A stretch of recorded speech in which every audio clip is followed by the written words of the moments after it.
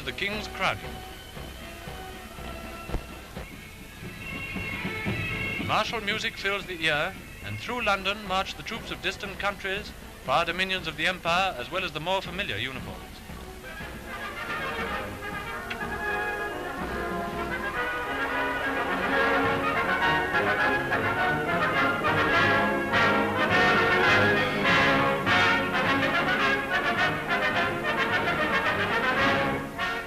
Enthusiasm overflows and cheers wildly at everything.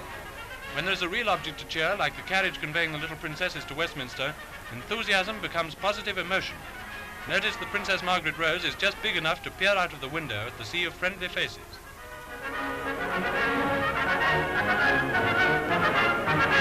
The Earl Marshal awaits them, and from an elevated position we can see the little party set down at the specially built annex to Westminster Abbey. Big Ben overlooks the unfamiliar scene, for London along the procession route is transformed, and another carriage approaches which is greeted with a special fervour. Within her glass coach, Queen Mary may witness the emotion which her appearance never fails to stir. Still the exemplar of regal dignity, Her Majesty drives in her own procession to the Abbey.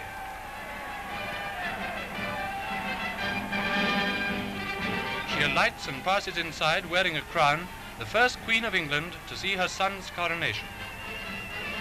And to take their place at that solemn rite, King George and Queen Elizabeth are in the meanwhile beginning their triumphal progress in the state coach.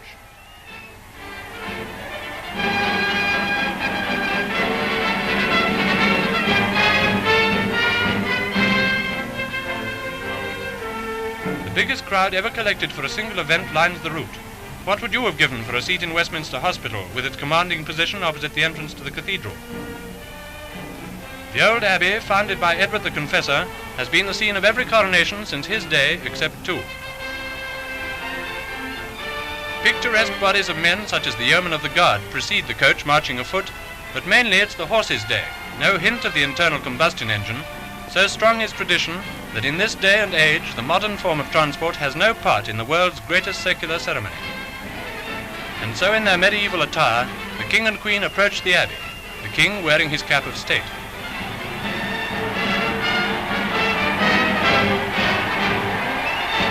The Duke of Norfolk, Earl Marshal, awaits them as they step into the entrance hall. And the historic coronation ceremony is begun.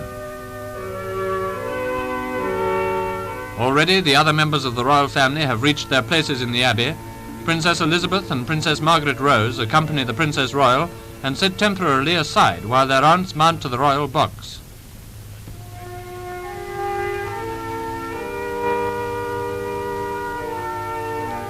Finally, after a long procession of religious, political and court dignitaries, come their Majesties.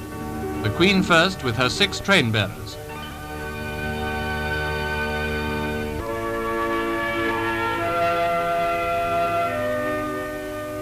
The King's entrance.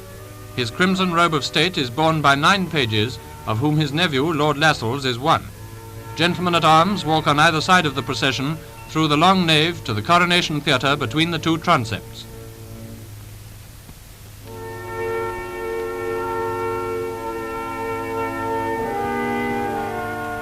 The coronation ceremony is a code of time-honored ritual handed down through the ages, and its first rite is the recognition. Standing, the King turns east, south, west, and north, and 4 times the Archbishop of Canterbury speaks to the people. Lord, your undoubted King, wherefore all you who are come this day to do your homage and service, are you willing to do the same?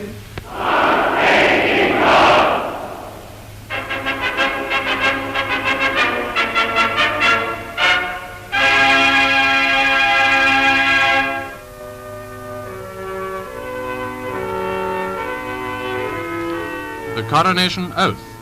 Still seated to the left of the altar, the King takes the oath administered by the Archbishop. Sir, is your Majesty willing to take the oath? I am willing.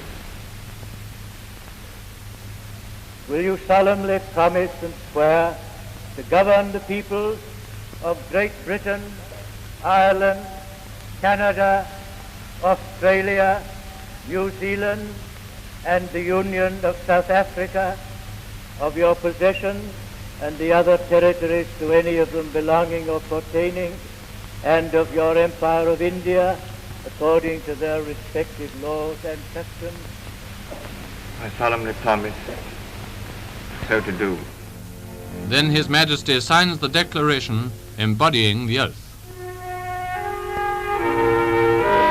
And now, sitting in the coronation chair and robed in gold, the great moment of coronation has arrived.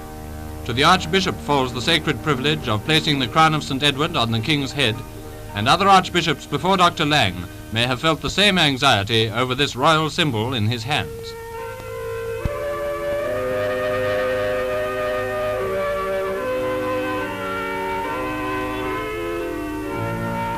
The peers and kings of arms put on their coronets.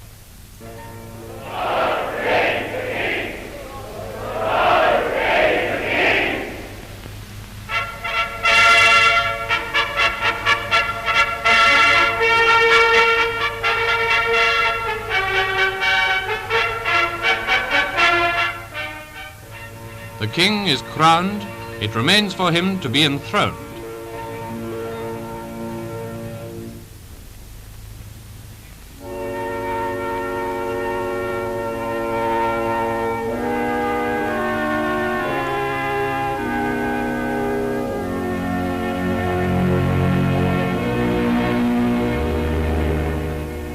Crown on head and scepters in hand, he leaves the coronation chair and passes to the throne raised on a dais in the middle of the theatre.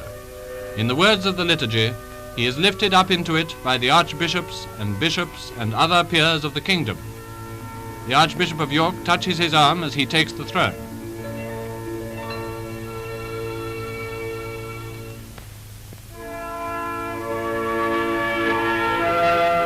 The homage. From the days of knighthood this rite has been preserved. First, the Archbishop kneels before the king and swears to be faithful and true, and faith and truth to bear unto him.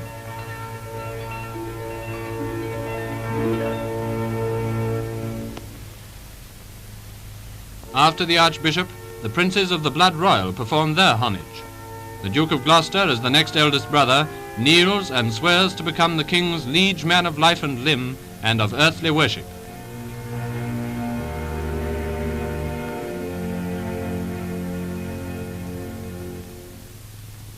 He kisses the king's left cheek in token of loyalty and moves backwards from his presence.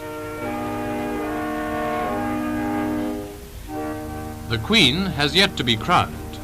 From her seat below the royal box, where she has sat watching the king's coronation, she walks slowly to the steps of the altar.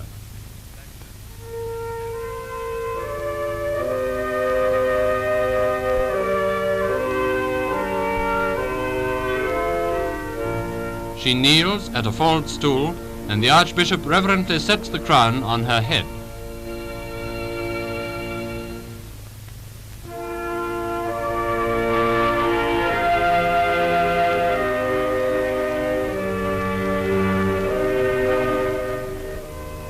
Then, having received her scepter and the ivory rod with the dove, she walks away from the altar.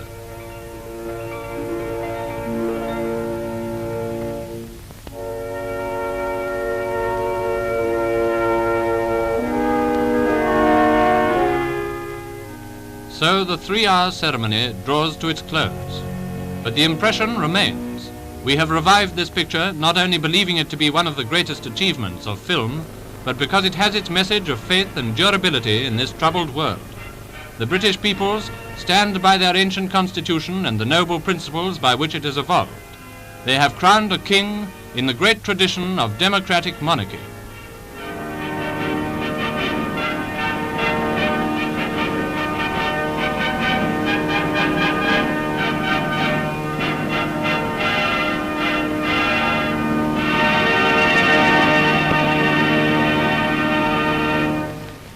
Coronation is over.